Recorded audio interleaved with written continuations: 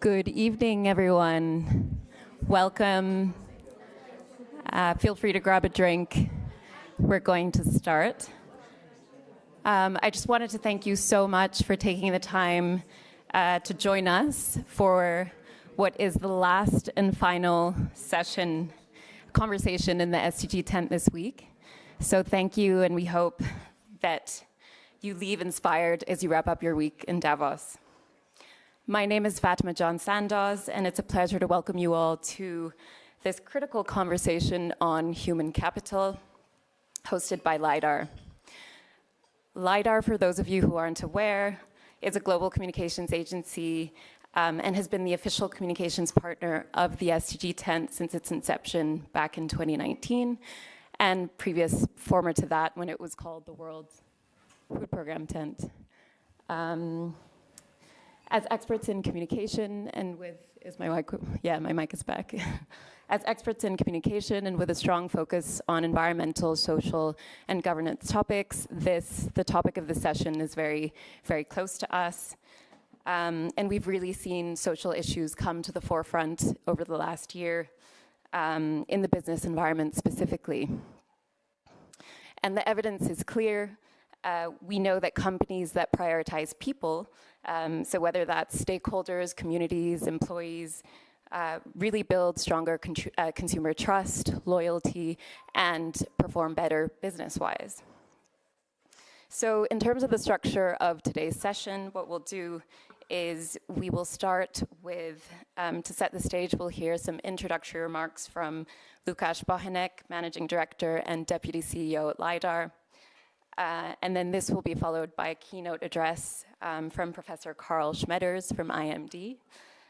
He'll dive deeper into the academic perspective and share some research findings. Next, our panelists will provide their unique insights into key challenges and success stories with regards to human capital. And then finally, of course, we'll open up to a Q&A. We would love to have your questions and thoughts.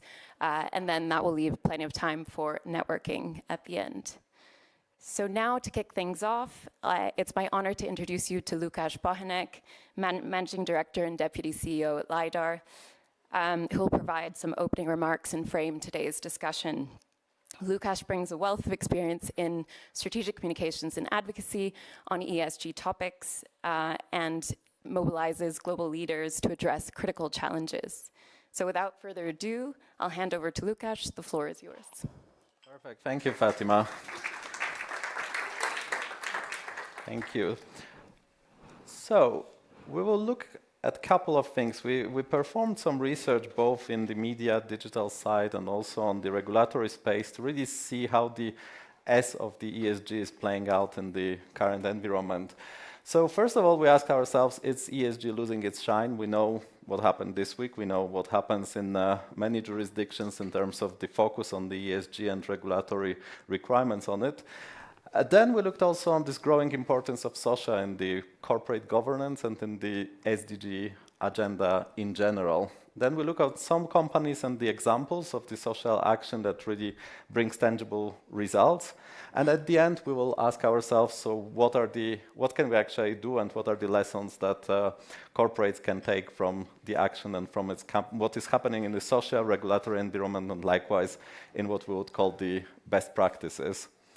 I will not talk for too long, I promise, because then I will leave you with Karl and his keynote. So, on one hand, what we are seeing definitely that, from the perspective of the current stakeholder environment, the ESG is definitely non-negotiable. Several years ago, you would call it as a relatively niche term that was used in the financial reporting, then it was enhanced to the broader reporting, but it became really the center of the way how companies are looking at their performance.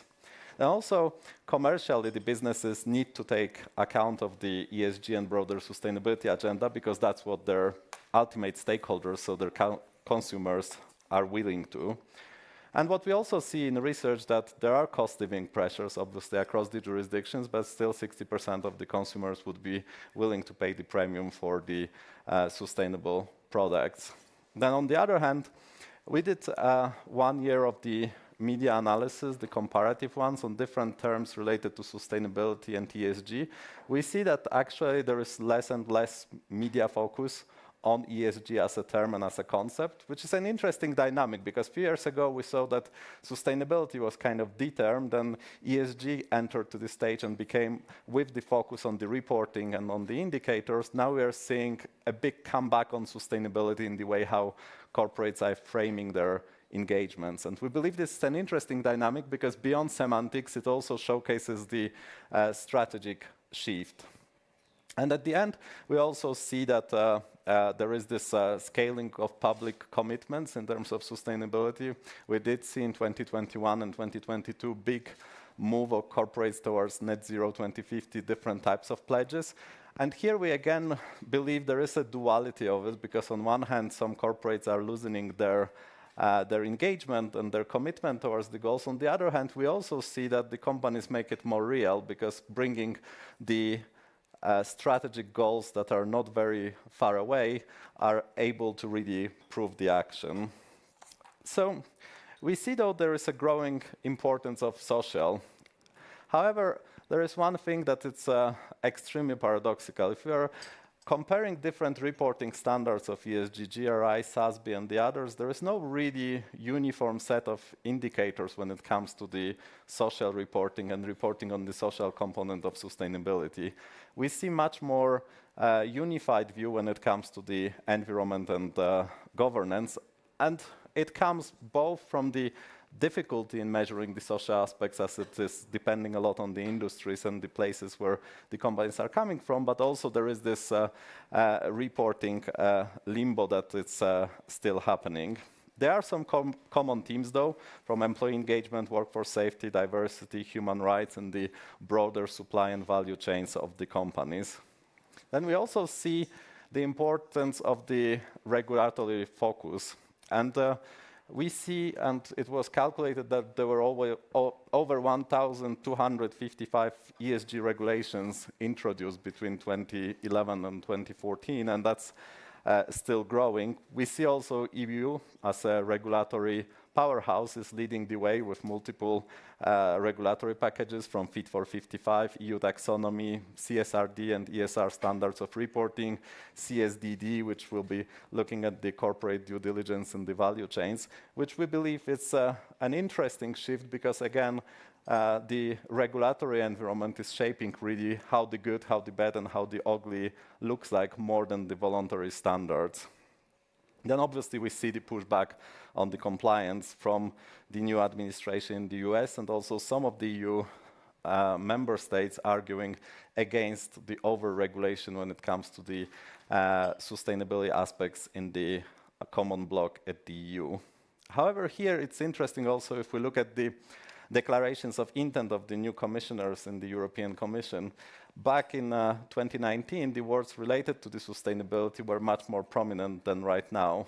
Right now, the main associations of sustainability were linked with the competitiveness, standard of living, energy prices, etc. So we see again the shift in the sustainability. The question is obviously whether it's a sign of maturing or whether it's a sign of decline of interest, and I think my panelists will explore that subjects together.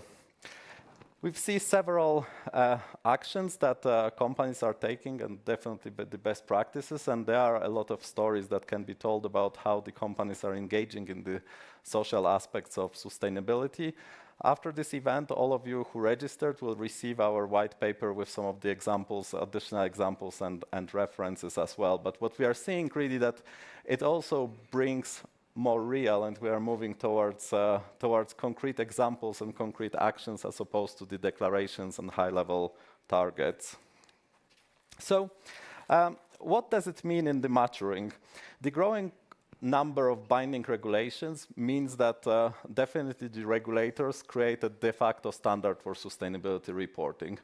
We believe it's a good thing because the indicator shopping shouldn't be the measure of the performance and of the reputation of the companies. So bringing the reporting to a common standard helps to compare between the companies. Then environment, it's becoming more of a hygiene factor. The companies are expected to address the issues related to the climate change. However, there is a problem and tension with the energy prices and competitiveness, so therefore there is not much to be gained in engagement in the environment. There are expectations that need to be met. However, it's difficult to position a company as being more environmentally conscious than its competitors, because in the current landscape that can provoke the pushback from the stakeholders.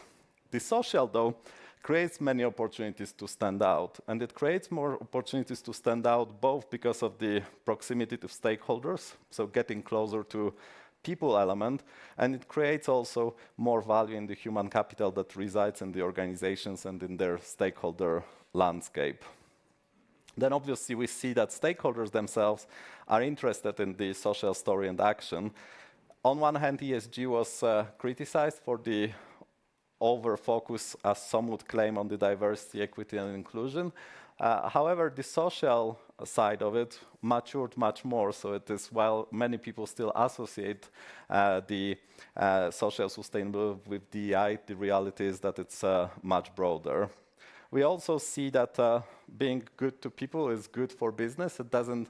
It sounds like a trivia statement, but actually there is quite a lot of wealth of research that would be proving that point. So, what does it mean for the companies? We believe that the biggest asset, and we can say in an intelligent age, the biggest asset with technology coming and simplifying a lot of tasks with the companies will be the human capital. And it is the most dynamic asset that corporates are having. It's an intangible asset, but it needs to be harnessed in order to drive business performance.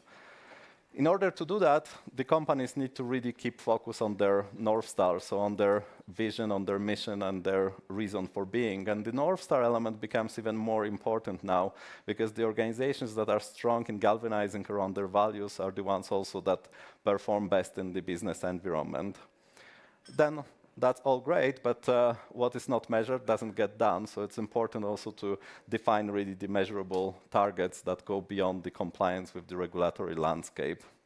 Then obviously there is the importance of running the programs that are both unifying the organization but also relevant for the local stakeholders.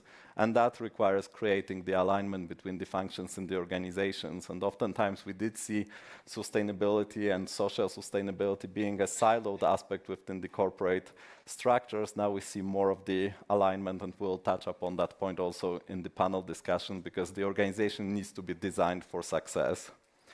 Then refining the sustainability priorities needs to be, again, aligned with the USP. And then obviously the external and internal communications element need to be aligned, because at the end of the day, we talk people, we talk employees, and they are the strongest ambassadors of that agenda. So that's kind of our roadmap. You will be shared with the more details of the paper. And now I will invite our keynote speaker, Karl Schmedders, and I'm really glad to have Karl here. Karl is a professor at IMD. His research is focusing on sustainability and the economics of climate change. He will be talking about the impacts of this transition on different elements of sustainability. Karl is also passionate about the importance of the just transition and making sure that the people and other stakeholders are included in the business plans, and believes in the holistic approach to the ESG that includes also social and governance elements. Before joining IMD, he was professor of quantitative business administration at the University of Zurich and associate professor of managerial economics and decision sciences at Kellogg School of Management in Illinois. He also received PhD from Stanford, and he had multiple teaching awards, and he's a great speaker. And on top of that, he's a professor of finance, and I believe that's a great asset, because usually when we talk sustainability, we have a lot of people who are working on strategy on the supply chains. It's great to have your perspective, Karl. Thanks a lot again for accepting. Thank you for having me. Now that I saw your presentation, if I had another hour or two, I would completely redesign my presentation. So I'm a little worried that I'm a bit high level. So let me give this a try. As Lukasz already said, there is a fight between the E and the S. We talk about ESG, and it sounds like three elements that fundamentally belong together. No, I see too often a conflict between E and S, as well as E and G. And these conflicts do harm to all three elements. And as Lukasz said, I'm very concerned about the just transition. And where did I learn this from? Not in Europe. I learned this in East Asia. IMD, you may not know us, we are a small business school in Lausanne. Mostly we do executive education, not degree programs. We have a campus in Singapore. And so we have clients in the Middle East and in Southeast Asia. And they said, you European with your green stuff, go away. We have other problems. I had as clients both the largest bank in Indonesia and the largest bank in Malaysia. And both of them have a mandate from their governments to develop their countries. And that means finance coal, finance oil. That's what it means for them. Because they want to be as rich as all of us are. And so they taught me about the just transition. Then I learned about the just transition framework in the European Union with coal in Poland and so on. So this is fundamental. And here we have IMD Media in the room. We have a beautiful publication called I by IMD, and they are so kind that they publish me. They don't reject me like the academic journals. I love them. Yeah, I think I've only been rejected once. They say, oh, this is garbage. Yeah? So we need the fair transition, and I claim if we don't get the just transition, the E and the S together, we will fail. Because, and that may surprise you, I believe S beats E, in particular in democracies, because the voters vote S, they don't vote E. And we just saw that in the United States. So, this is Angus Deaton, Nobel Prize winner from Princeton, and his wife, Anne Case. And look at this. The greatest democracy in the world. The best country in the world.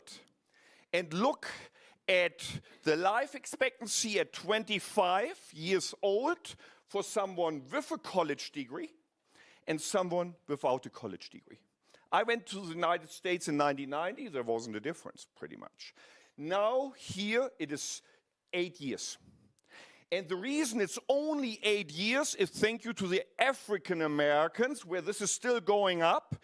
Non-college educated white Americans have had, in particular men, a decreasing life expectancy before COVID in the decade.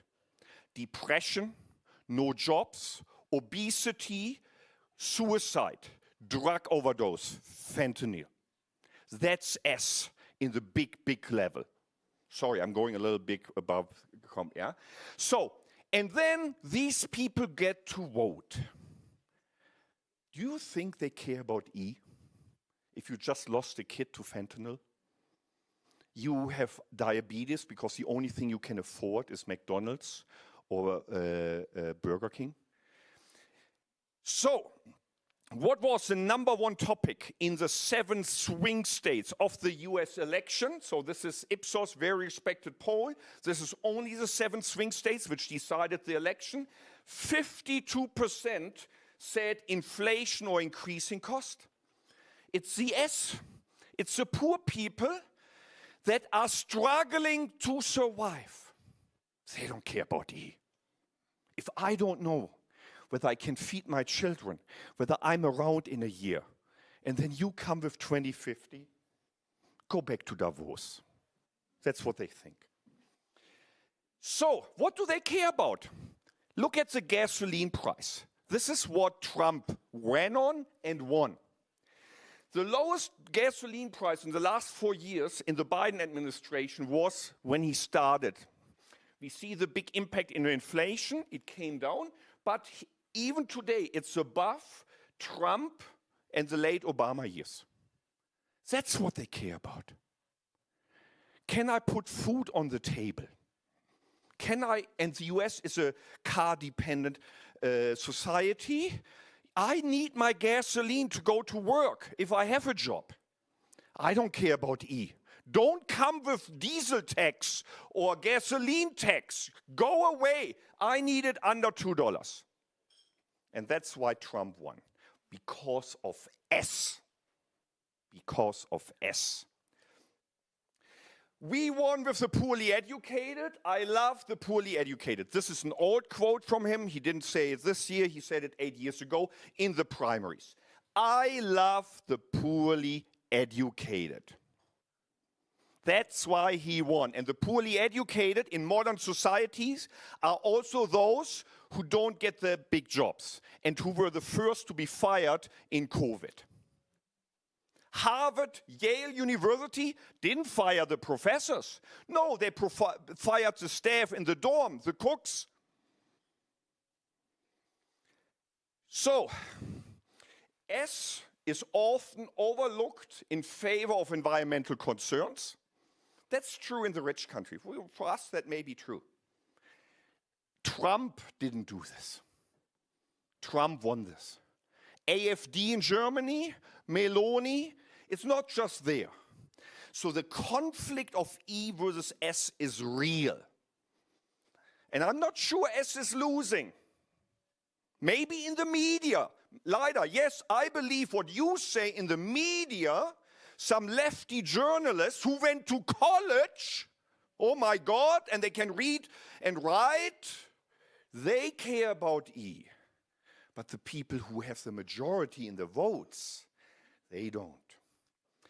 So, and then we have to, and this is a fundamental, if there's one thing you take away, yeah, I'm sure the panel has good stuff to say, but from what I say, E versus S.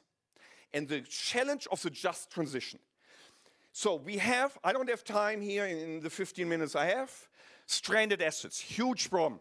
What happens if environmental regulation kills the value of your assets? We see this. Environmental regulation in California killed salmon fishing. Yeah, all the poor families who have mortgages on their boats, the salmon fishers, dead. Yeah, they are good Republicans, and what does a good Republican do when things go bad? They all become commies overnight and want a bailout, and they get a bailout. So, workers employed in industries with such assets, consumers and communities. But here, since you mentioned corporates, workers, communities. And then we have to worry about the cycle. So we have stranded assets for environmental reasons, but also because it's cheaper to produce in Mexico or China. Same here. Same here. Environmental regulation. This is on TV, so I have to be careful what I say. It is a fact that the biggest polluter in Switzerland is Holcim. That's a fact. I love cement. Cement is a great product. Well, look at this building. No cement, no Hotel National. So they, because of the high environmental cost this is Holcim CEO to get me fired.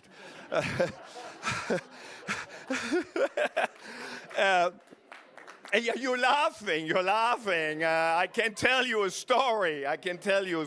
Yeah, on that. So they closed down a plant in Africa, a plant in France, and fired people. So people in France got unemployed. Luckily, they went to Ghana. The problem is the people in Ghana didn't know what to do with the cement, so they shipped it to Rotterdam, which was very environmentally unfriendly. That's why we have CBAM, but that's another story. So we have stranded assets. This then gives stranded workers. So Detroit went under because of a lefty, Clinton, and NAFTA. So then, what do? You shoot yourself into heaven or hell, yeah, and then you no longer show up at a gas station and you get stranded communities. So this S element in your description, the community element, I loved it. So this is when S is losing, and they understand this. So, and then now we come here, the educated people from Davos, and we say the solution is investments in human capital. Clearly, there are no communists working at Leidar would never use human capital. That's only what finance professors use, human capital. What is that? So we say investment in human capital. Some people don't want this. So this is in New York Times last weekend. The two leading thinkers in the world, sadly, are not Lukasz and me. Yeah, they're Thomas Piketty from Paris, the inequality guy who will win the Nobel Prize one day, and Michael Sandel, philosopher from Harvard. And this is from Sandel. It's about dignity. The poor people want dignity, and they want conditions for greater equality of recognition, honor, dignity, and respect. And he has said this before. The two of them are working on a book. I want to buy it 5 days before it comes out. I read this: homework for everyone who believes in investment in human capital. Read this book. This changed my worldview. You have a lefty philosopher, superstar from Harvard, who argues against merit. Isn't this what all of us learned from our parents and in school? Study, study, study, invest in your human capital. And he says there are large parts of society who do not want to be there. The poorly educated. For some of them, it's a choice. It's a choice. I have them in my family. They look down on me because I didn't take over the family farm. My cousins on my dad's side all did. They do real things. They slaughter pigs. They milk cows. So, and we have to rethink our attitude towards success and failure. And I think we, in particular here in Davos, need an ethic of humility. So some people that get to vote do not want to go to college. And the world is screwing them over. They live 8 years less than you. And that's the S on that level. And, so this really changed my view. And he's very critical of, for example, Obama. This is the idea. What is the first African-American president in the United States saying? African Americans go to college. The whites are beating you in the good jobs because they go to college and you don't go to college. And then he says that Obama is doing a disservice to all those people who don't want to go to college. This goes against everything I learned. My parents both were war kids in Germany. They couldn't go get the education. So they beat it into our kids. And then in the lefty Germany of the 1970s and 80s, I went to high school and everyone said, education, education, education. And that's what I learned. This is why I'm in the profession. And then a Harvard philosopher convinces me that's not for everyone. And don't preach this. My kids are very lucky that I read this book. I've become very forgiving for failing grades. But that's CS. So now, the social responsibility, and you drew a very optimistic things. Companies are socially responsible. We talked at lunch about CSR, and CSR then got subsumed in ESG for better or worse. This is now where we get headwind. Heritage Foundation, the gangsters, really evil people in the US. This is a brain work behind Project 2025. But they say ESG is bad. And at IMD, we have so-called executives in residence, business leaders who then teaches us, help us write papers. And I interviewed a CFO from Luxembourg who said, in the US, anti-woke turned into anti-climate, turned into anti-ESG. Isn't it disgusting? when Zuckerberg at Facebook suddenly says, we need more masculinity? When I read this, I closed my account. No, I have done a lot. I forgave him for stealing my data, but that was it. Are you nuts? And now you say, yeah, the Americans, we are in Europe so much better. Sorry, you saw this thing already. Yeah, for those of you who were here at lunch. This newspaper, highly respected in this country, front page on Saturday, ein überfälliger Kurswechsel, a long overdue change.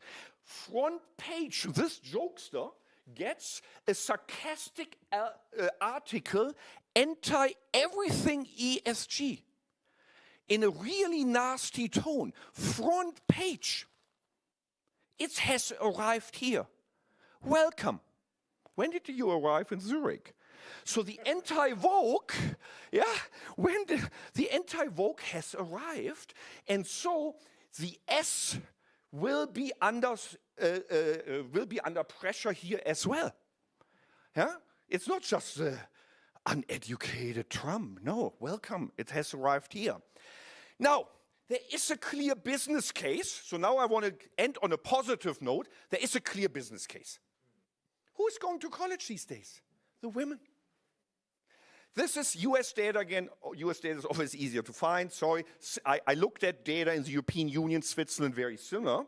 Currently, from the 25 to 34-year-olds in the United States, 47% of women have a bachelor's degree, 37% of men have a bachelor's degree. Now, sadly, and I see the fight with my daughter, to make her into a STEM-loving person. It's not, in STEM, it's still below. But Zuckerberg, if I were on the board of Facebook, I would tell Mr. Zuckerberg, it's kind of difficult, he would fire me then. Yeah? You're an idiot. We need the women in the future to run the company. You can't alienate more than 60% of the educated people. What the hell are you saying? This is dumb. There is a clear business case on the supply side. And then also on the demand side, Lukasz was very kind that he mentions that I publish in this area. Namely, why S and G really have an advantage over E. If I don't pollute, can I save the world? No. No. Here's an interesting tidbit.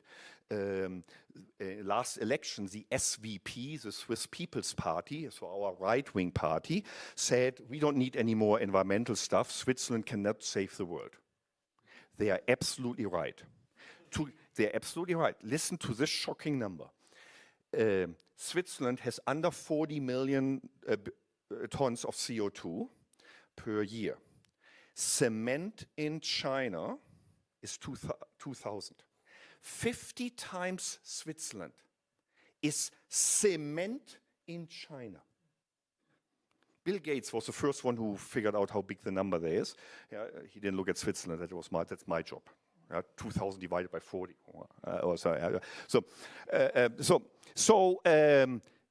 They are right. They are right. So on E, that's the tragedy of the commons. But on S, if I am nicer to women, for example, if I have on-site daycare, I get the talented women. And maybe I get them for a couple grand cheaper than Facebook, because I'm nicer to them. Yeah? And maybe similar applies to particular religious groups, that I give them prayer rooms.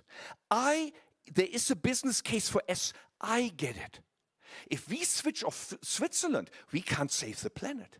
If I have prayer rooms or I have daycare, I benefit. There is a business case for S. It also makes for good G. And I have the case right away. If the first woman tells all her girlfriends, baby is no problem, I bring the baby to daycare. And if the baby is puking, no problem, they have a doctor there too. I still work. Then I can tell you what the girlfriend wants with her baby. Same thing. So there's a strong business case there. So to summarize, the case for S on a global level or on a more macro level is very unclear, because some people don't see the world you see, and I see it. They don't have this focus on human capital. Let's call it education. They don't have that. So that's something we have to recognize. It's also clear that environmental regulations may put some people out of jobs. This is how Hillary Clinton lost it. She said in the election, she said, I'm going to put all these Appalachian coal miners out of work. You're an uneducated coal miner. You don't want to be a Python programmer. Trump ran with this ad. She didn't even say, I make your life better because I get you a job above the ground, where you have no black lungs and where you make more money. She forgot to say that. No, it's sometimes like, supposedly she's smart. Smart people can be so dumb. How can you, whatever. Where am I going? I have no idea where I'm going. I'm way over time. Lukasz looks nervous. So, our second term, E and S are competitors. We had the beautiful discussion at lunch. This is where the emerging economies have an advantage, because they can align E and S. If we kill a Holcim plant in France, people lose their job and vote Le Pen. The people in Paraguay don't have a Holcim plant. They want to develop, and we have to help the emerging countries to do S and E, to align them. And then they will change the world. Thank you very much. Perhaps I went over. I look forward to the discussion. Thank you.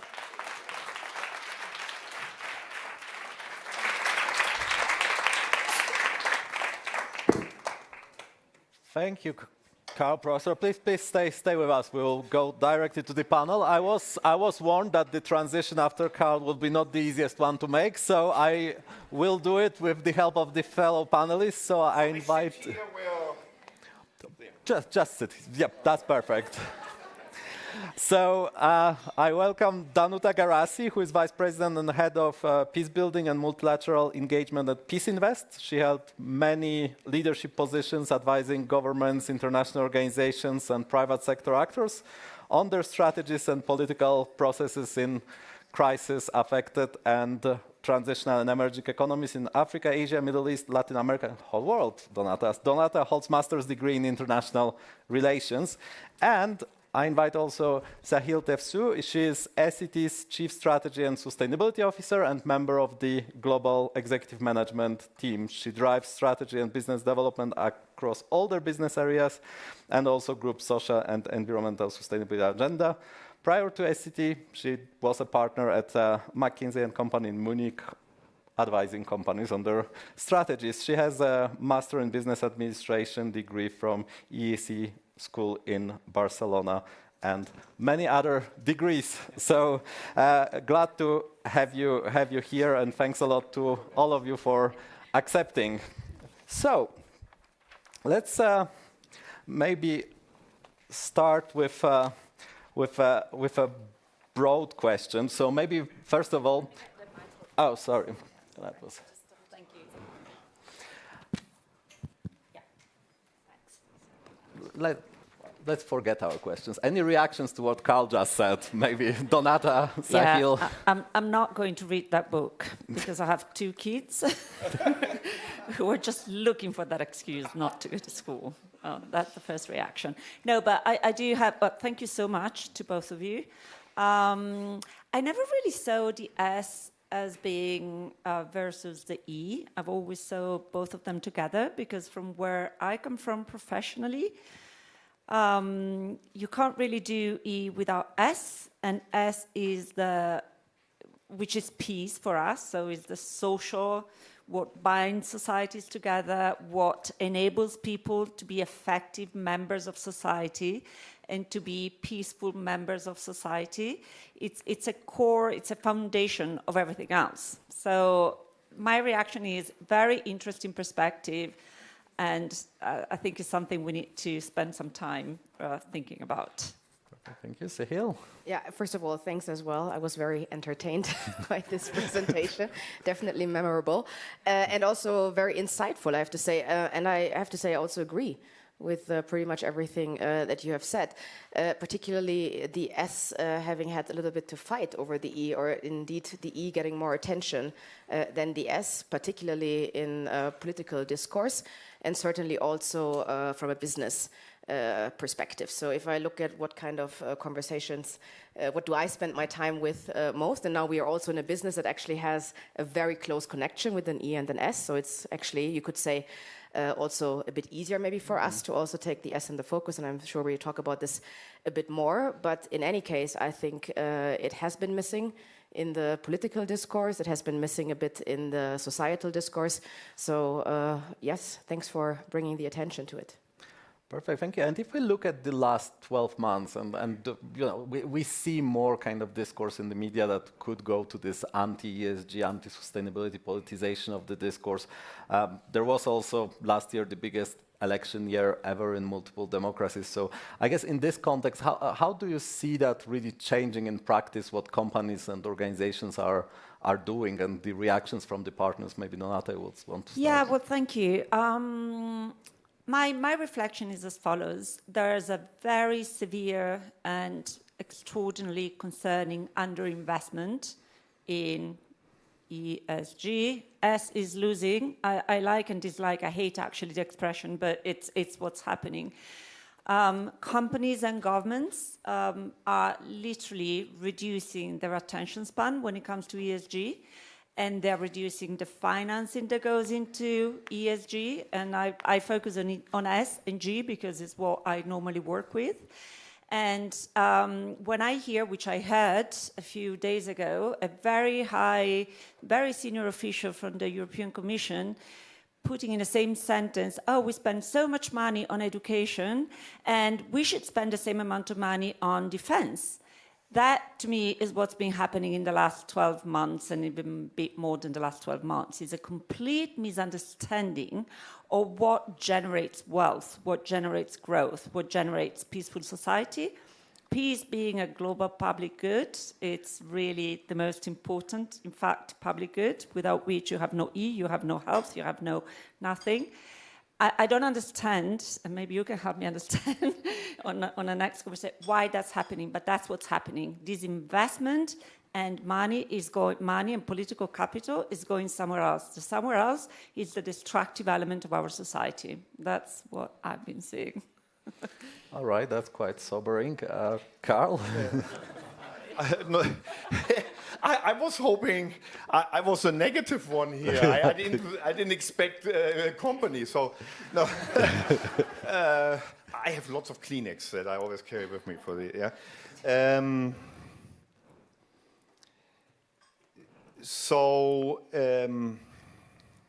I don't know where to start.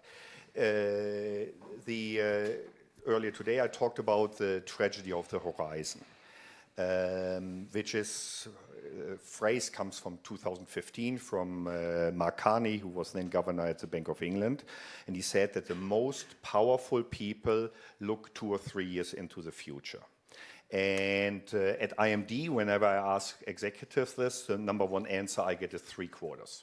I ask, what is the horizon of your CEO? Or when would your CEO, CFO get fired if they are underperform the competition? 3 quarters, some people say 4 quarters. So there is this short-term view. And so what has dominated the discussion?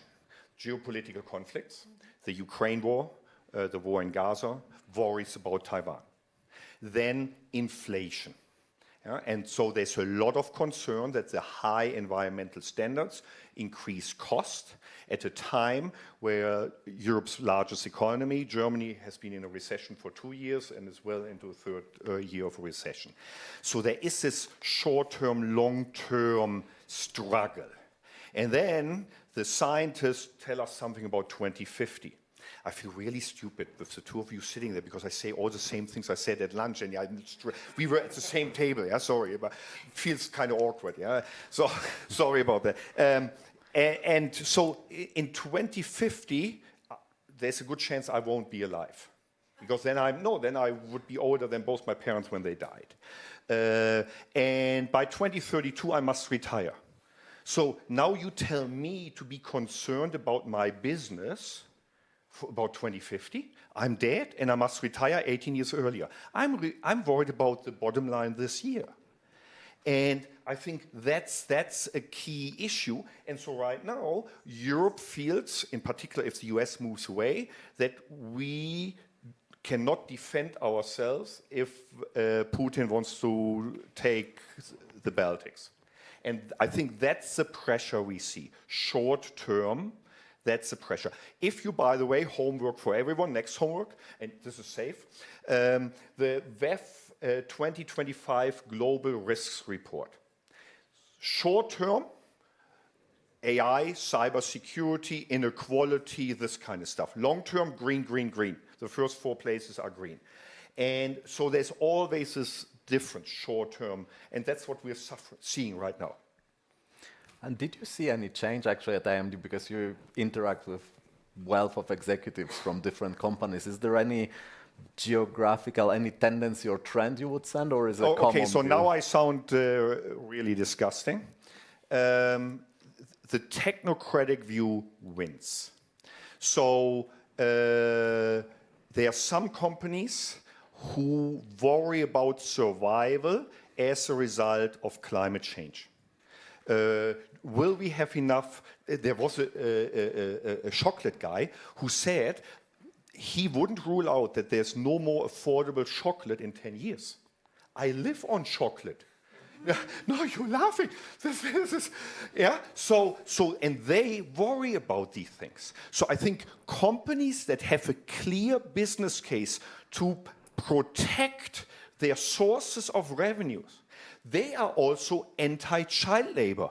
Because we hear they have child labor in Indonesia on chocolate, maybe then my daughter, who is Nutella-holic, yeah, would stop eating Nutella. That's bad for business. So if there is a business case, G and E are aligned, because the governance of the company says there's a strong business case for good E.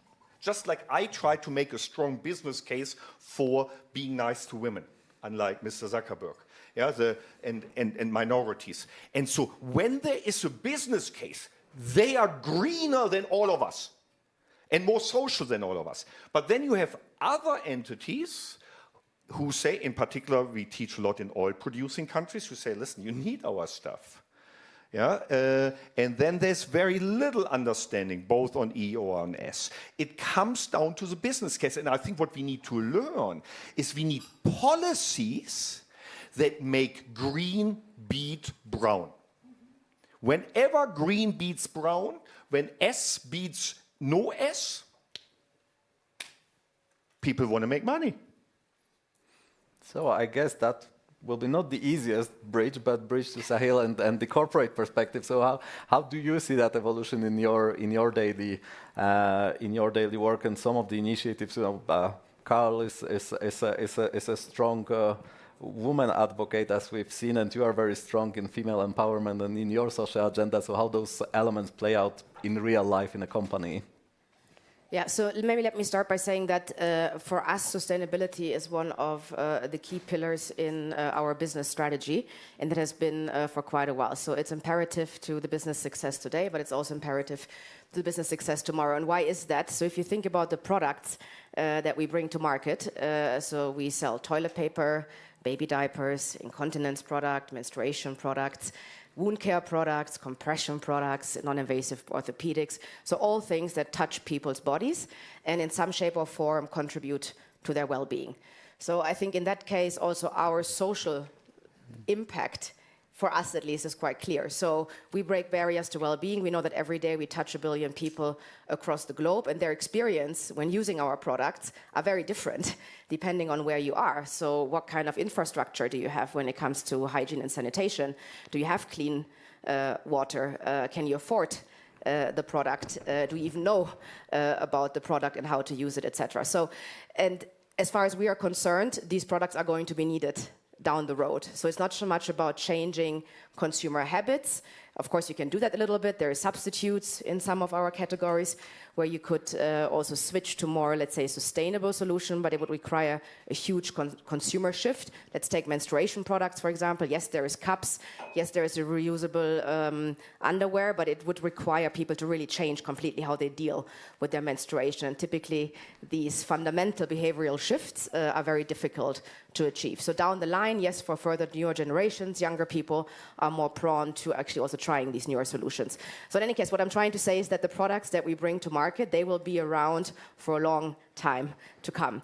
And that brings us to the point where we say, okay, we know that we have an impact on the well-being of people because we know we can make their life more easy. What do I mean with that? Because we have these products, you can go to school, you can go to work, you can travel, you can participate in life because you can handle your whatever condition or situation you're dealing with. At the same time, we do also know that we do not make this planet greener by doing it the way that we do it today. So it is ultimately not sustainable. If you think about it that way. And of course, depending on where you look in the world, it's even less sustainable, right? So in some countries in the world where we sell, the waste management systems are far away from what we are used to here in Switzerland now or wherever else we may come from in the world. Also the understanding, and let's also say the willingness to also, pay for solutions, that would have a greener footprint. I saw on your page there are 6 out of 10 say they bought something with a claim. They say they would. That's always that's always the problem in the exactly, because they don't. Yeah. That's another problem, right? But that's now besides the point. So what I'm trying to say is we are in the business of S, and we have a big responsibility and also feel an obligation for the E, and that is why we have to think those two things together. So now, as you said, because we talked a bit about the corporate world and how do you put your emphasis. So it is a pillar in our strategy, and I think it has been a pillar in many companies' strategies. If you now would look into strategy papers, I think you would find it in some shape or form everywhere. Now the question is how substantiated are these strategic claims? And I think the challenge is a bit that if you look into the Paris Agreement 2015, is now 10 years ago. Now we're moving towards the timeline of 2030 to your short-term, long-term. So what was very long-term now is rather short-term. And if you think about most companies do a 5-year financial planning. So suddenly all of these commitments you have to plan for.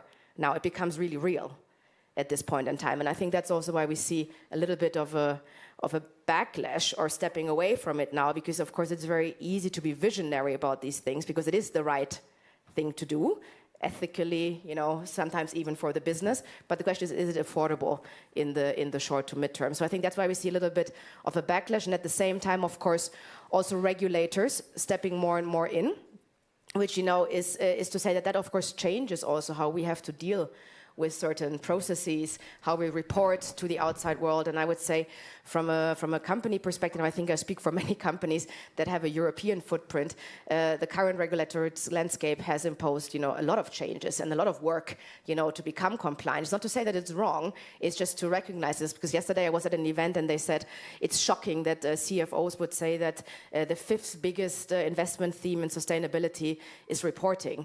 Yeah, okay, it's shocking, but it is also expensive to be compliant. It is expensive to figure all of this out. You need to hire more people. You need to get consultants in. You need to get auditors in who make sure. So it is an increase in cost of that. And of course, also that keeps a lot of people very busy and maybe also a little bit too internal focused at the moment. Thanks, Sahil. That made me think about, I was running a session with a group of CFOs some time ago, and actually they were saying that right now in Europe, if you dump chemicals to the forest, the fine for dumping chemicals is much lower than if you report it wrongly in your report in some of the jurisdictions. So where are we actually heading with the regulations? Because obviously CSDD, there is still, I guess, nobody really knows how they will report on it and how they will actually operationalize it. Then ESR, there is every 3 months there is Commission is issuing another guidance how to actually do it. So from your perspective, and that's to what extent this regulatory landscape is helping to actually drive change, and to what extent it becomes a burden and maybe even slowing factor for it? That's not something I'm going to that was to Sahil, yeah. Yeah, I mean, look, I think like maybe let's go back to the beginning of why these regulations are being put in place, right? So they're being put in place to create the similar level of transparency on sustainability, let's say, activities, ambitions and activities as you have in the financial reporting world. So that's the objective, right? So now I think we are in a phase where we're still trying to figure it out a bit. And when I say we, I mean the companies, the regulator, and everyone who is involved, right? So, and I think, you know, there's of course not just the regulators, not just the fines. I mean, you have your customers, you have your supply chain, you have your consumers. Yeah. So I think there should also be still other incentives for you to, you know, do the right thing. While also reporting on it in a compliant way. But also, like, one thing is should not be reporting should not be mistaken for strategy. So I can report on something and be compliant in the reporting, but still lack strategy or ambition in terms of what I'm trying to achieve. And I think we should probably shift a little bit also the attention from the reporting back to the strategy. Because, you know, we can, of course, now agree that many companies are going to be compliant in their reporting, and I hope we are one of them. But I would like the discussion to focus on who has what ambition and who is actually also tracking towards those ambitions, in addition to being compliant. Wow, I need you as a guest speaker. Okay.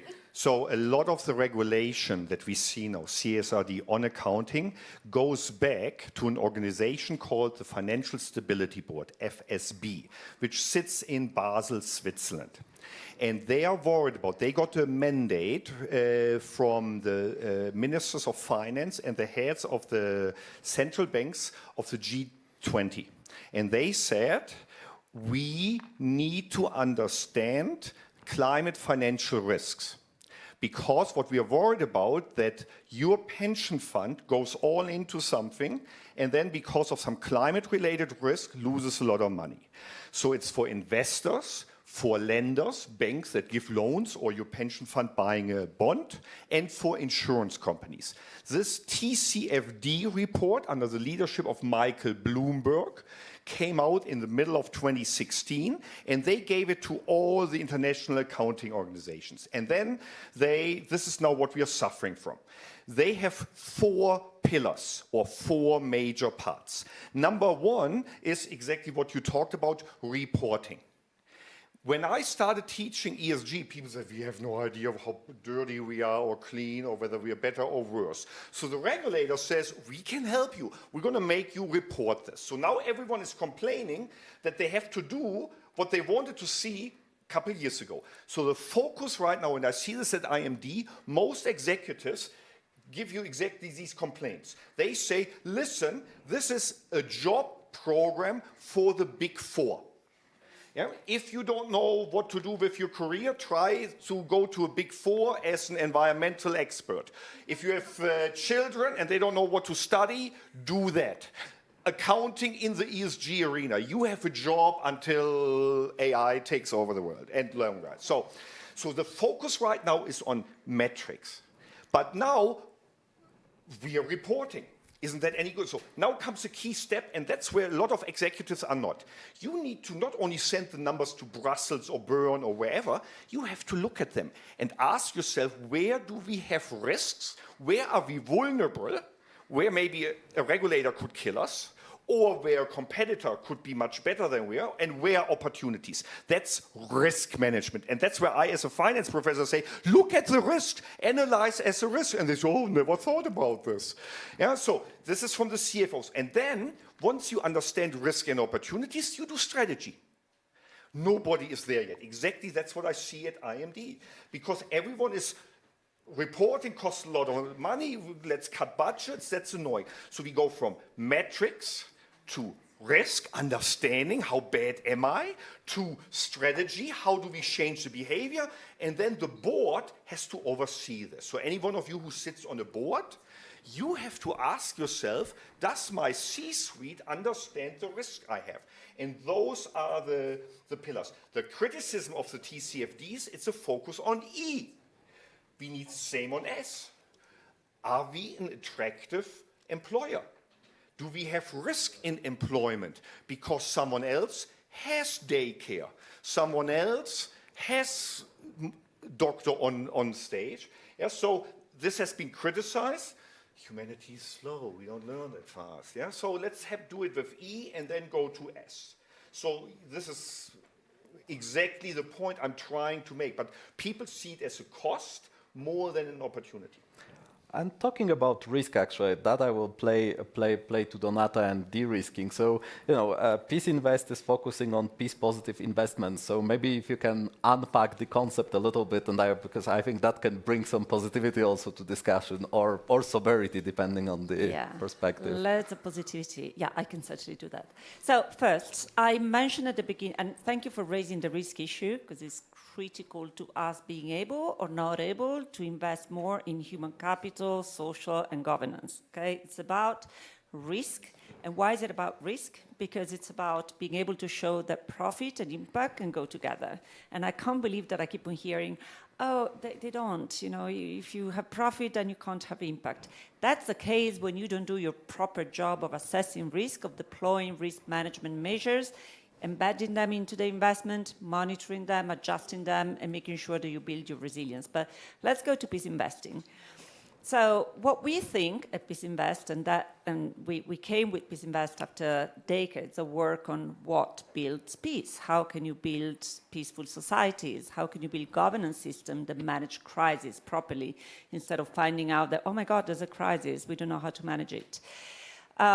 We believe that to be able to invest in peace and let's say in social, which is more is broader than peace itself, you need to make the argument and then have the instruments to exactly bring profit and impact together. What is a peace investment? It's an investment that addresses the drivers of conflict, the drivers of inequality, the drivers of such very concrete things as food insecurity, which is one of the great reasons why people are fighting. What is peace investment? It's investment in better agri-food systems, it's investment in reconstructing conflict-affected societies in a way that is inclusive, that gives everybody the same opportunity, that gives those who study and those who don't study the same opportunity to have a fulfilling life, whether they are CEOs or farmers. So this is really what peace investment is about, intentionally targeting those factors that drive conflict, reducing those, and enhancing those factors that build peaceful society. I just gave you some of the examples. So how do you do that? And why is it relevant for what we're saying? It's because everything we're saying is if we fail the social investment, if we fail the governance investment, we'll see more and more crises. And this is exactly what is happening these days. We're not seeing more crises because Putin woke up one day and said, oh, I'm going to invade. That's the result of many, many years of things going wrong in terms of governance investment and social investment. So how do we tackle this risk issue? We believe that the way risks are assessed nowadays, disregarding the sector, disregarding the country, the geography, is very inefficient, is very partial. It doesn't really look at what are the real risks within society. It looks at financial risks, it looks at operational risks, it looks at those risks that impact your capital, your profit alone. It doesn't put together the risks that affect your capital and the risks that affect society. The two are connected.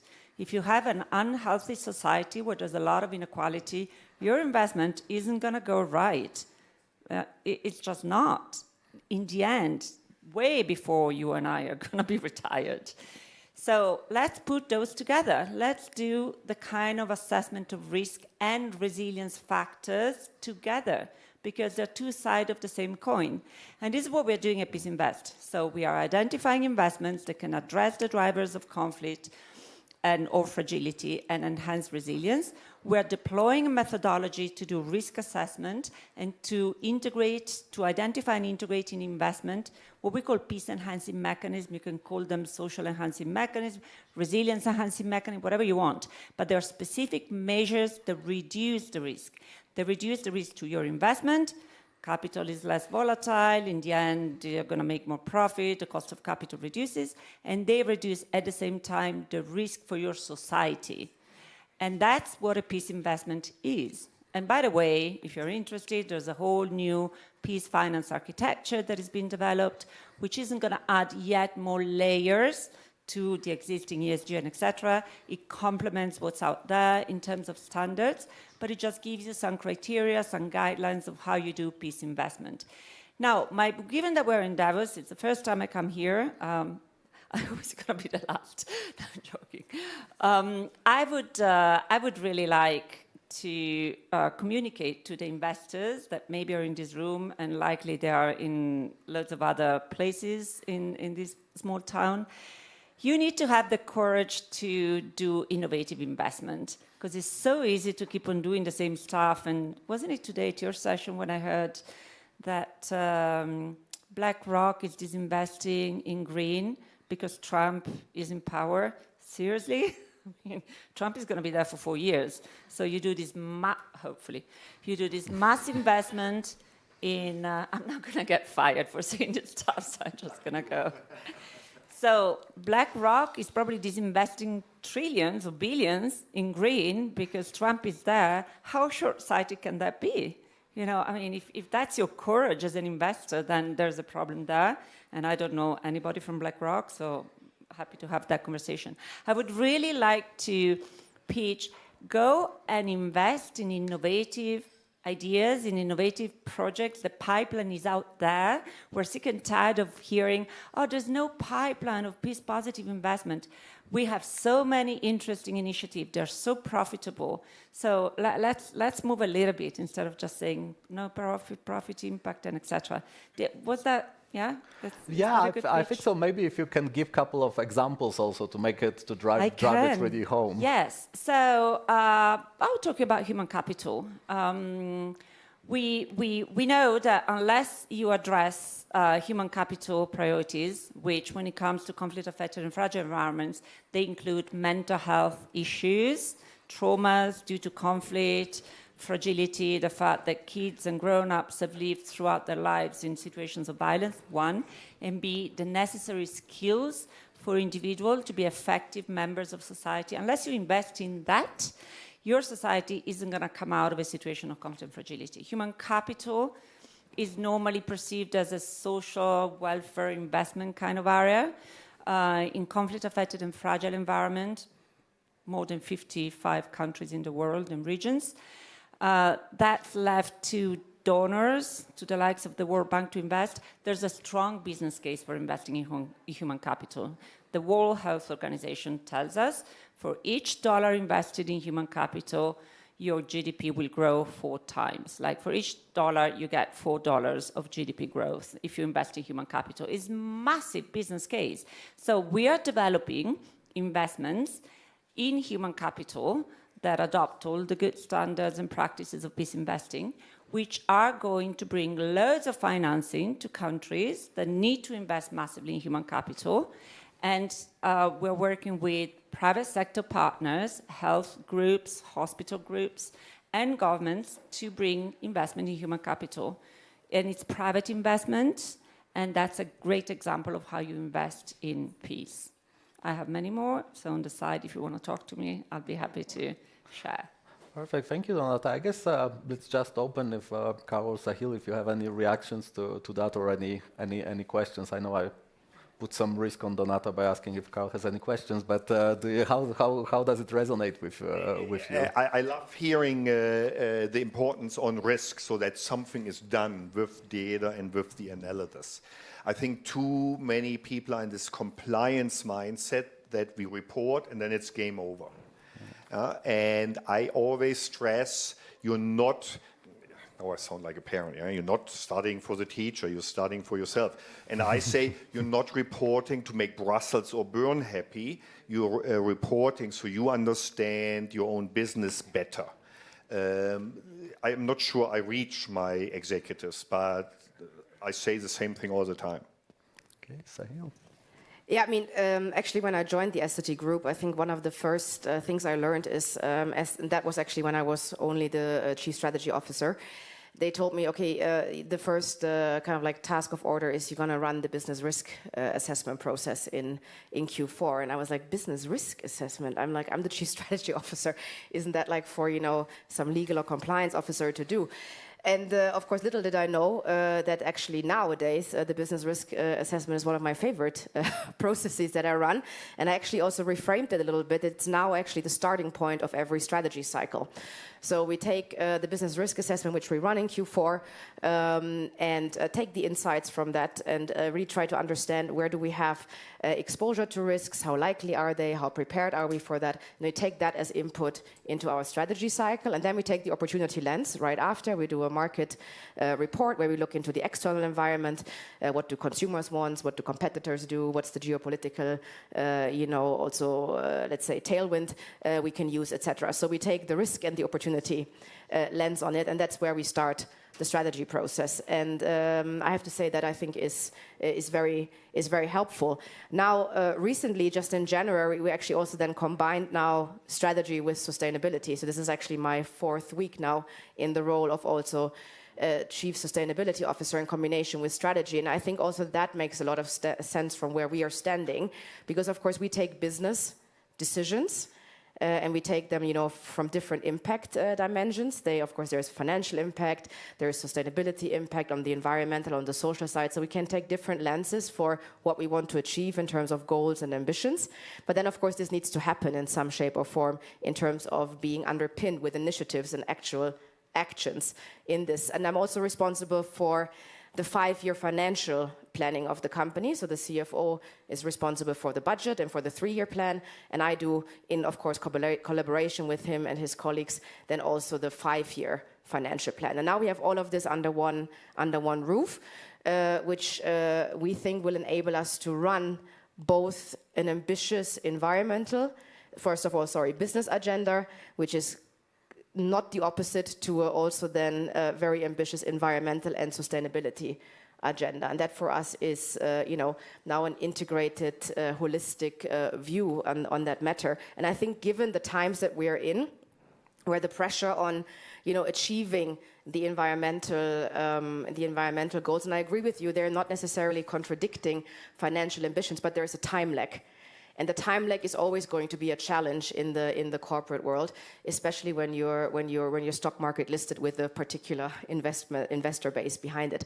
But in any case, that's also beside the point. It's not to be an excuse. It's just an explanation for why sometimes the debates are a little bit longer, while it's quite clear what potentially then also should happen. So that's one thing. And the last thing I want to say also to your comments there is that I think that, first of all, great. I would like to actually learn more about the work that you do. From a corporate perspective, I think we also have a responsibility to play in terms of how do we actually design also our social sustainability agenda, right?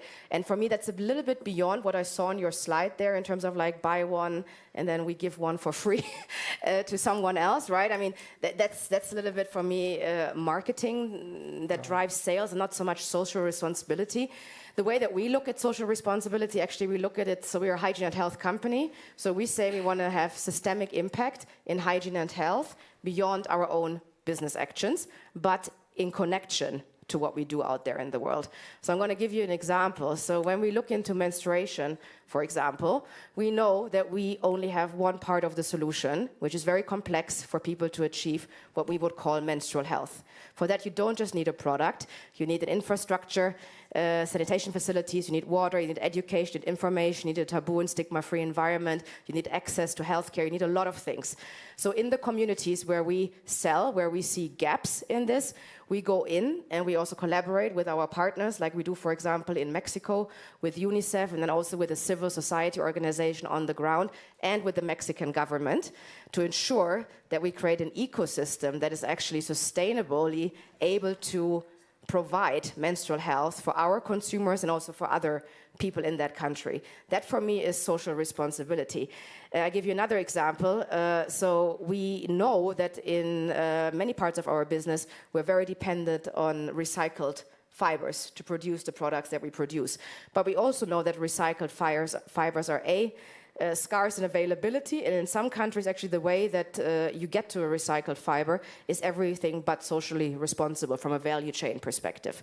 So, but we need these products. So we go in and we try to also then influence and reform the industries, the waste industries in these countries, how people are treated, waste pickers in these countries, try to work with NGOs as well to understand how can we also make a contribution here so that it's safe to work in this industry, that you get more than the minimum wage when you do this job, that you live in a community where your kids maybe don't have to be a waste picker in the next generations, etc. So I think for me, goes like having social responsibility should be connected to your product, but it needs to be a little bit more than just claiming that you're going to give something for someone for free when someone else buys something. That for me is not very, I don't find it very inspiring. I don't think our employees would find it very inspiring. I don't think our consumers would, and I'm not sure if our investors or customers would. So I think that's the responsibility that we all have, to figure out what could that agenda be to drive systemic change beyond your own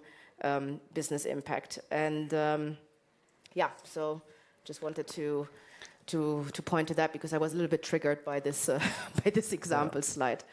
Yeah, and the question a little bit on the systemic change. Obviously, a company alone, a single company, will probably not achieve that change in a country, etc. So how do you work with the other stakeholders, with the other partners in the industry, etc.? Did it change somewhat in a way how you are collaborating? So definitely on the, when it comes to collaboration industry associations, we're of course very open to that, right? Because ultimately we're trying to drive systemic change again, which is, goes way beyond your own company borders. And of course, like even more importantly, so for me is also though, and it's also important to collaborate, with other stakeholders, with the government, with the policymakers, with the civil society, because we also don't need to replicate now. So I also don't want to come with a savior, kind of like mindset into a country and say, okay, we're going to explain to you now how you're going to deal with your waste management system here. You got to understand where the starting point is. Typically, there is already people who have identified the problem before you even figured it out. They typically also are already on a route to solutions. They typically have a couple of roadblocks. Sometimes it's investment, sometimes it's policy, and then you got to figure out what's the role that you can play to really, so that 1 + 1 becomes 3, and you're not kind of like distracting, from the problem solving. So for me, it's more to be really multi-stakeholder in this, which is not to say that it cannot be also industry associations, particularly, by the way, when it comes to environmental concerns. There definitely, this is a key instrument for us. Oh, I just wanted to say, so how do you work with the system? For us, you really need to go down to where you're implementing your investment, your business, and where there are people, because actually everything we do, there are people. It doesn't matter what investment, what business you're in. And you need to understand very well how things work there. What are the solutions that are being put in place locally by your indigenous community when it comes to managing nature-based assets, by your farmers when it comes to managing their agricultural product and try not to waste 40% of pre-harvest production. So it's really been way more serious about working with the people who are directly concerned. And yeah, maybe cost more because you need to go and consult and community consultations and etc. But that's where you're going to get your business to work and your profit to be interesting. So for us, is really talk to the people who are on the ground, who are the one using the business, who are the one making your business successful, and make sure that that knowledge, that learning, that experience is integrated into your own strategies and investment. Karl, I see you're ready. Yeah, so on the cooperation, that's a huge challenge. Vertically, working with customers or working with suppliers, that's easy. What's real challenge is within an industry. And the reason is that there are antitrust concerns. A fantastic example, if it works, I'm skeptical, but they're very optimistic, a fantastic example of within industry collaboration is between Volvo Trucks and Daimler Trucks. And they are working together on the development of fuel cells for these really big trucks. I learned that these big trucks, you can't put batteries on them because the batteries would have to be so big. And for a country, for example, such as Brazil, which has very poor train system and needs big trucks, would be fantastic. So I had a gentleman from Volvo present, and then the students, everyone's shy or asleep. So I asked the first question. I said, what was the biggest hurdle? And I expected, oh, we don't trust Daimler, they don't trust us, we are such competitors. The biggest hurdle was the European Union. And they said the policymaker in Brussels assumed we wanted to do price fixing. This whole thing is just fake. I go to my competitor, listen, we're all going to increase the prices 10%, right? Okay, good. And so that was the biggest hurdle. And it almost, they said we almost didn't get to work together. It says there's no culture, whether you're a Swedish engineer or a German engineer or an international engineer working for one of them, the engineers, they're all nerds, they love each other, he said. Yeah? The problem is the politics. And this is, again, where maybe policymakers have to rethink this. Yeah? And the technical expression is pre-competitive collaboration.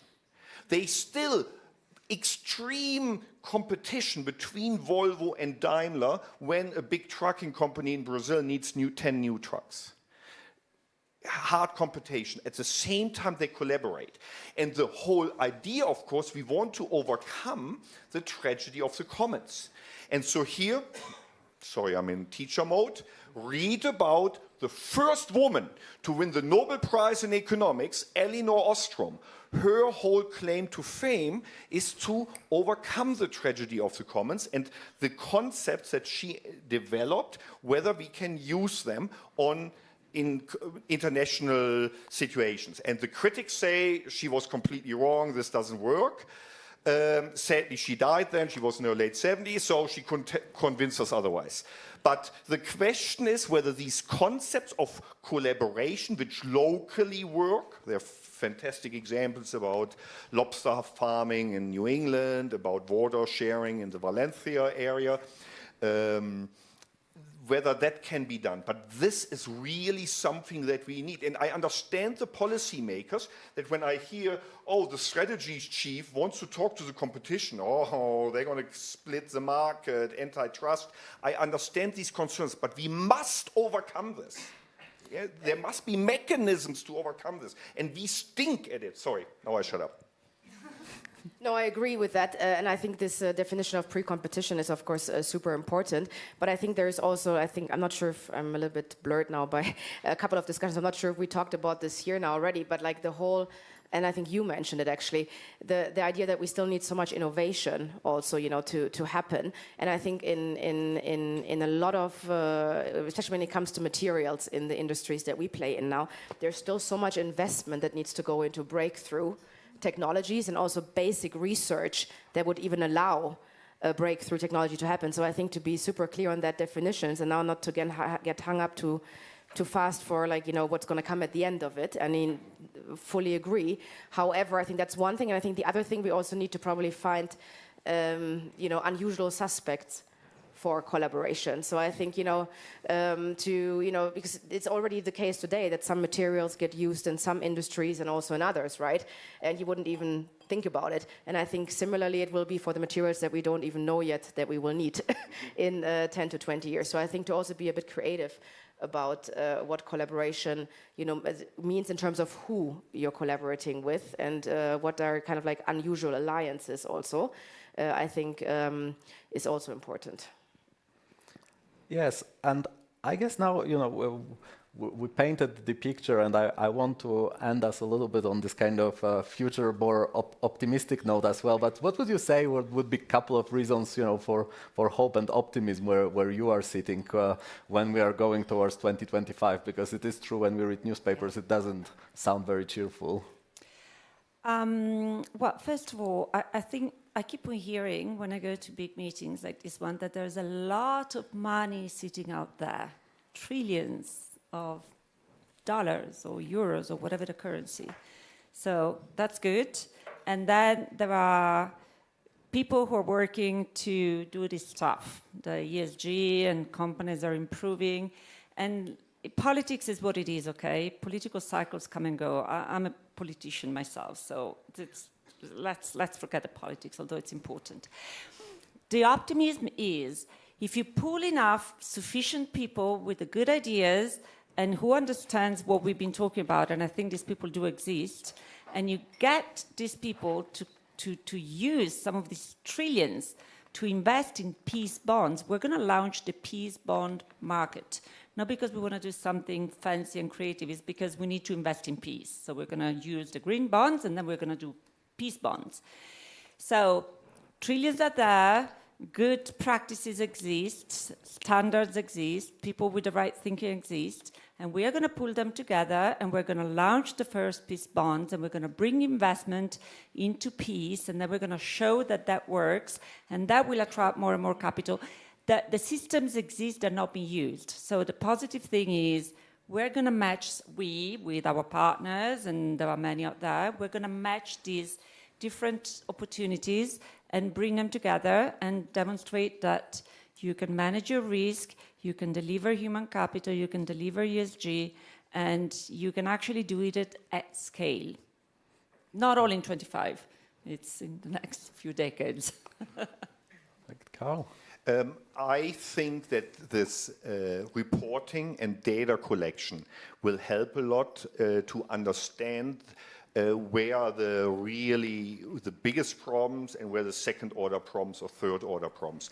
I think therefore with more data and a better understanding, we will understand better where the business cases, and whenever there's a business case, their money will flow and there will be returns, and investors won't return.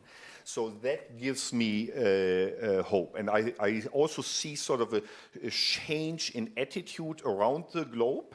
It has become much easier for me to teach in Southeast Asia or in the Middle East, the understanding on the issues, whether they're environmental or social or governance, is massively increasing.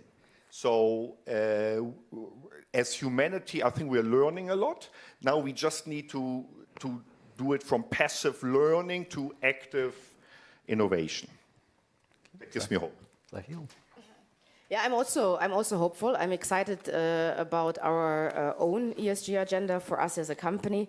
The ambition levels that we are currently, again, revising, confirming, increasing, however you want to call it, and become more concrete now about this. How would you actually get this done? Because indeed, the increased transparency is very helpful to find out, where to focus on, and ultimately, to move a little bit from, let's say, ambition to action. I think that's also something that really excites me. And I think one thing maybe also to keep in mind from a company perspective, because we talked a lot about today also about the marketplace perspective, that a company can have when it comes to social but also environmental topics. I think there's also the workplace component, which we didn't discuss so much now today, but of course there's a lot of workplace components also in the S, and our social sustainability agenda has several of those priorities also in there. And I think it's sometimes also not to be underestimated, the kind of, so to say, community you're building for the people that you employ. I mean, we employ 36,000 people. I would say that's a good start to ensure that people, feel well when they come to work, when they think about work, when they dream about work, right? Or when they just live their lives, frankly, right? So we have a responsibility for them, for their families, for the people that they care for, etc. And we can also learn a lot from them and about their realities, and maybe also get additional inspiration of what we should care about when it comes then to our activities at the marketplace. So just maybe a little pledge not to forget the workplace in all of this. Perfect. Thank you, Sahil. Before we open for the questions, I will delegate a bit my job. So I will delegate the job first to the panelists, because I should do the summary, but I will just ask you what would be your, the summary, the key takeaways from this discussion, and then we'll open for the questions. So you want a summary or you want a key message?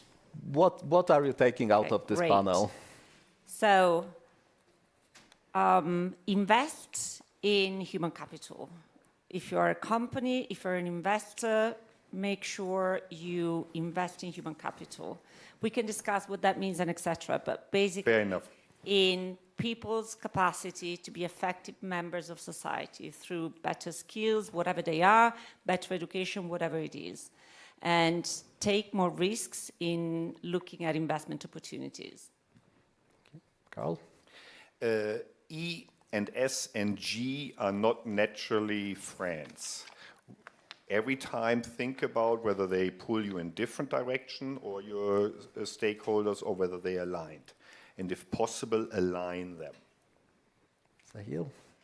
It's just a thought that just came to my head. So I think that probably another pledge maybe to not forget about the fact that if we want to get the E, the S and the G right, we need to get aspects around participation, inclusion and equity right.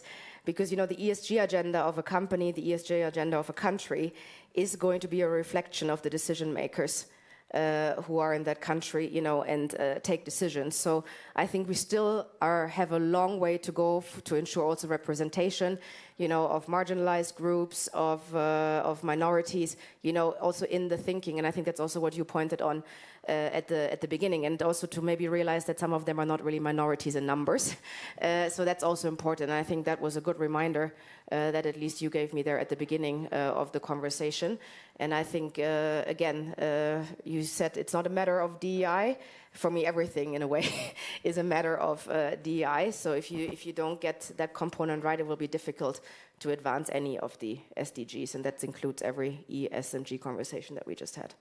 Okay, perfect. Thank you. Now we'll open to the questions to the room. So I will do full delegation of my role. And we have some microphones. Thank you. Hi, everyone. My name is Mila. I work with RIOS. Hi, Donata. I work on multi-stakeholder collaboration in complex and conflictual situations. And I loved the presentation.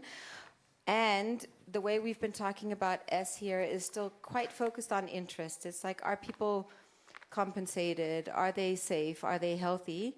But we're also living in a society that's very polarized around values, identity, dignity, as you mentioned. And what we've noticed in our work is that in interest-based conflicts, you can solve it by information, compensation, and negotiation. Whereas in value-based conflicts, and in this polarized society, information is seen as propaganda, compensation is seen as a bribery, and negotiation is seen as betrayal, right? And so in those kinds of situations, you have to build trust, you have to work with dialogue, you have to have conflict sensitivity. And so my question to you is like, can we think about conflict sensitivity as, I also don't like the term human capital, but think about the skills around conflict sensitivity that we need to build. And is conflict sensitivity part of the de-risking strategy that companies need to engage with? You know, do we actually need to build the capabilities around conflict transformation in order to be able to move forward with the E? I suppose that's directed at me primarily. Okay, look, I've worked for about 30 years in peace building and primarily negotiations. And so we speak the same language there. And part of it was around, conflict sensitivity. And I have a particular interpretation of it, which is, let's not. So for those of you who don't know what conflict sensitivity is, you need to, whatever you do, you need, I'm going to make it very simple. You need to make sure that your actions, whatever they are, investment or selling products, etc., do no harm, do not cause conflict. That's one. And in the best case scenario, do good. So that's the, high level ambition of conflict sensitivity. I think we need to transform a little bit the conflict sensitivity if we want to talk to a business environment, an investment environment, and the risk and resilience language. And it's not only language, what we can do to transform risks into opportunities or to manage risk and to build resilience is what is the new era of conflict sensitivity. So we need to make sure that what we do as investors or company does not promote conflict, social tension, inequalities, and etc. And we need to make sure that what we do as investors and companies and actors contributes to peace. That's what is conflict sensitivity when it comes to business and etc. It's critical, but it needs to be not an added on, because my problem when I started working with the private sector with conflict sensitivity was we do our investment and then, oh, let's make sure it's conflict sensitive. So now what we're trying to do, we're trying to integrate within the fabric, the DNA of the investment, all those measures that you need to do conflict sensitivity. It's a very complex kind of world. But so that's number one. And then number two is negotiation. Now that I'm out of the active negotiation world, I'm asked by all of my friends, oh, can you come and negotiate at home between my wife and I and this and that? And I'm mentioning that because negotiation really needs to be in whatever we do. And within a company, negotiation is the bread and butter of what we need to do. So I would argue, you're a professor, that whatever we do, we make sure that we have the capacity to negotiate things through, because that's what's going to lead change. That's my little pitch. Thank you. Okay, since I didn't understand these technical terms when you asked the question, I had understood your question differently. That we have this polarization, and I think the fundamental problem is why it's so difficult that we have no longer the same facts. When I was a child or when I was in high school, we had these all long political discussions, but the facts were the same. That's, I think, is the biggest problem now. I lost a very dear friend to the Trump world. In our last talk before the holidays, I expressed concern about climate change, and he said, that's an opinion. And he didn't mean my opinion about it, but the fact of climate change is an opinion. If that's an opinion, then it's game over. There is, so I think, and so the big challenge as a society is, can we get back somewhere to a truth or to some facts that we can agree on? And I think we lost that. And I'm a culprit too. I cannot stand Fox News. I'm now going on Fox News to see how they are partying, that Trump. After 5 minutes, I get sick to my stomach and I can't listen anymore. But I should. I shouldn't just listen to New York Times or whatever, what I like. But I think that's the fundamental problem. Everyone has different facts now, and this is a big challenge. And then, of course, on an educational side, this is not now for this, apparently Finland is doing a fantastic job teaching middle school kids already not to trust everything in TikTok. Or everything on YouTube, or whatever. How critically do you view this? With my friend, he gives me this. He says, I asked him, who said this? This is this website, super neutral. I Google them, hardcore right-wing. I said, they are hardcore right-wing. Oh, that's an opinion. I mean, maybe to react to that. So I think I would agree there is different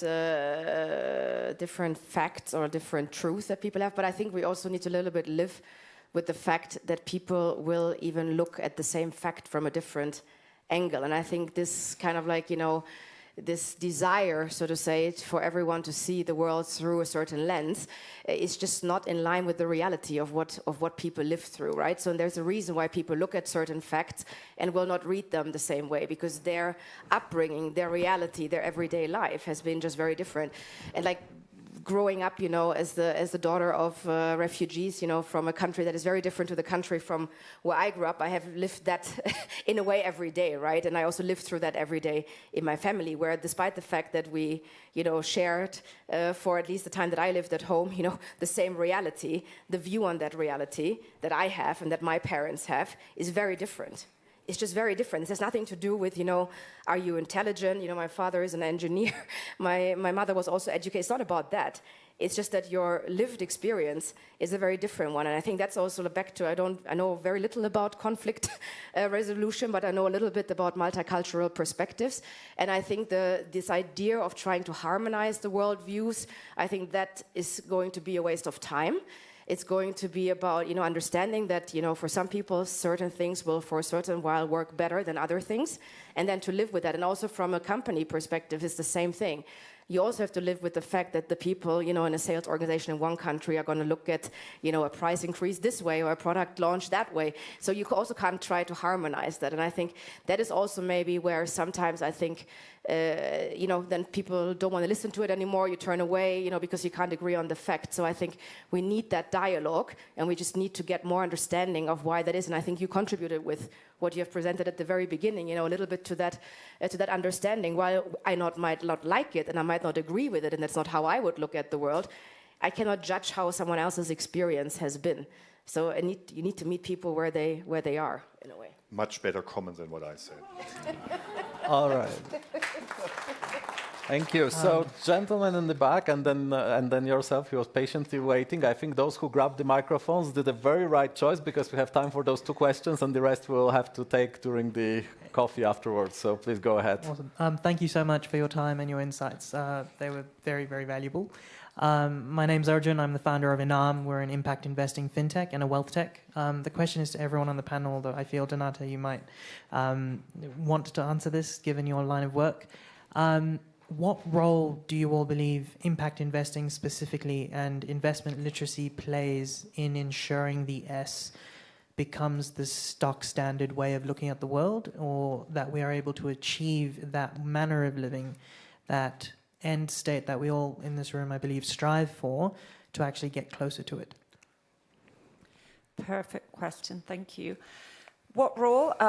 Critical role. So I made the example. So first of all, great, you're working on impact investment. Bye. Our view is actually that you invest with impact instead of impact investment. It's the same thing, it's semantic, but the idea is, you invest and then you have an impact, and every investment needs to have an impact. So then I made the example of human capital, which in my opinion is a great example of the role of investment in building the S and also the G. And so we need more money, more capital going into initiatives that build human capital, that build the capacity of people to grow their crops and not waste 40% a pre-harvest, and et cetera, et cetera.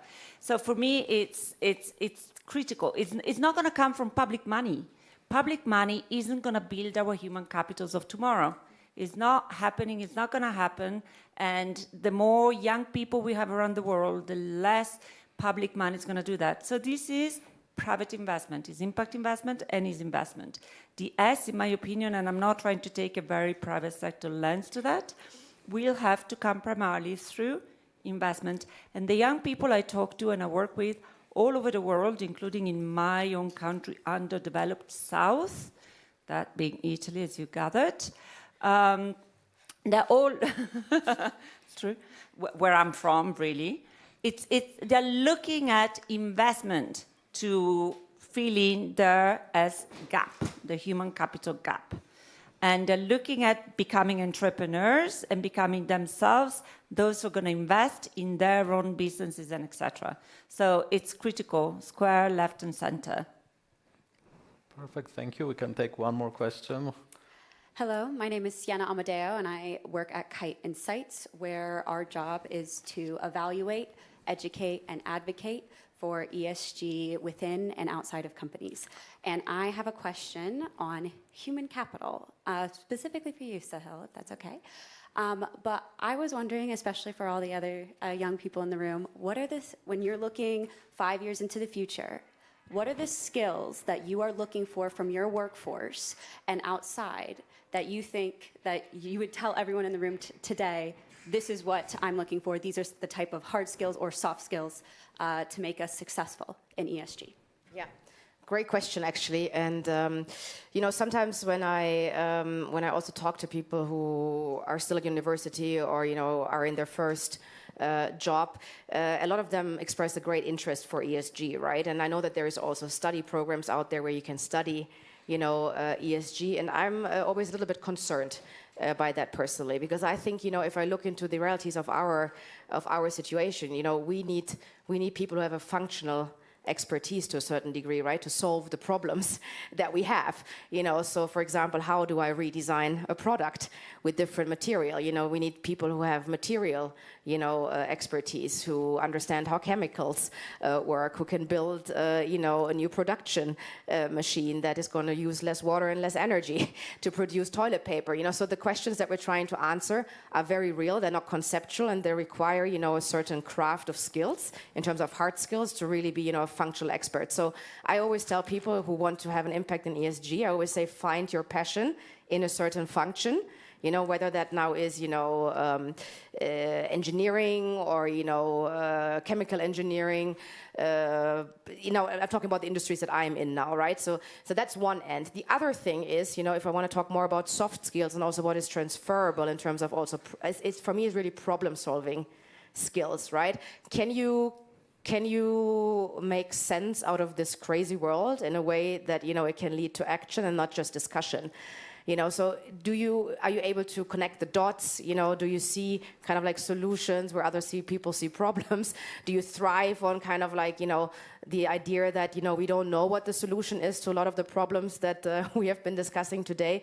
So that kind of like, passion and energy, and I would say also ambiguity tolerance, because that's not easy, I can tell you, like especially if you are someone who wants to get something done, just not knowing what it will be that you have to do, like that is like, from a soft skill perspective, what I would say is that. And then, of course, if you want to be an accountant, then by all means do one of these ESG studies and join one of the big four. That is definitely a safe job. But in any case, if you want to be more at the core of solving the issues, so to say, I would still recommend to study something in the field of engineering, go into technology, IT, like where the actual mathematics, computer sciences, etc. Right? So I think that is a bit where it is. And unfortunately, these skills you will also need if you work in marketing and sales or something. I was just at an event today where someone on LinkedIn was speaking, and it's quite shocking how the skills are going to change for the jobs that we already know today and the number of jobs that we will see in 10 years that we don't even know today will exist. So that flexibility will also be, I think, just a reality for all of us. There are 3 universities in Lausanne who together have a program, a master's program in sustainability management, where it's exactly this. You come from the engineering side, you learn some entrepreneurship and so on, to then solve problems that make the world a better place. Highly recommended to enroll. All right, I think we'll need to leave it there on the questions. All right, quick one. Hi, a really quick one. So I'm actually a US-based startup working on how to upskill employees to meet like an ever-changing workforce. And so my question is, especially being in the US market, how do you convince companies that they should be holistically investing in their employees in order to meet whatever their targets are? Whoa. I don't All right, know. that was an easy one. I mean, it's like I would be very surprised if someone would say that they can afford not to invest in their workforce. Like I just find that a little bit tricky to believe, because again, like the world is changing so quickly, and I think maybe it's again, unfortunately, then in these cases, a story of making the case for it, right, and more or less going function by function, role by role, and finding evidence how these skills are going to be changing. And I think there have been many reports and books written about the fact that it's always going to be more expensive to hire someone new than to reskill someone that you already have on board in most cases, right? So don't talk about sustainability in the US, but I loved the points you made. I think it's dealing with ambiguity and problem-solving skills. And so that's also how we changed the program at IMD. Sorry to say that again, but it's true. So that's really key. So you need people who are very quick on their feet, very flexible, depending on what's being thrown at them. And then along the way, sustainability will be part of it. All right. I will not make a summary of our discussion because I think it will be quite difficult. And since I invited panelists to challenge me, I'm pretty sure that I would be well served if I try to summarize it. But I will have a couple of pinpoints. So I will first sound like an old person, but we've been running those similar panels around SDGs, ESG, and business involvement for around 7 years here in this stand. And actually, I think the change of the discussions is quite interesting, and I think it reflects also the maturity of the space and that we are seeing. We were talking a lot in 2019, for example, about the landscape, so about the context, etc. Then we were talking, as you mentioned, about the ambitions, and now we talk more and more about the action, and I think that's something that we are really seeing there. And you know, if I take something really here for myself, is this flow that we are seeing. We mentioned the data collection and why are we collecting this data, and then here having the risk and opportunity analysis that then feed into the strategy, that then leads to the reporting and potentially the communication and engagement with stakeholders. And I think that's kind of flow. Very few companies actually do it that way, but when it's done, it's extremely powerful and can have transformative power. And obviously, I noted also this multi-stakeholder and multilateral collaboration that is horizontal and with unusual suspects. I like the term because it kind of forces you to think a little bit outside of the regular ones, while probably not forgetting your usual suspects, because sometimes by going to unusual suspects, we might forget our core stakeholders, and probably we don't want to do that. So I invite you to stay with us. We will have a coffee where the speakers will be available for a couple of minutes, but thank you so much, Sahil. Thank you, Donata. Thank you, Karl. And thank you to all of you for coming here.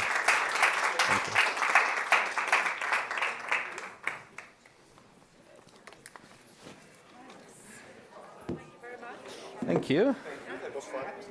Yeah. Thank you. Thank you very much. Yeah.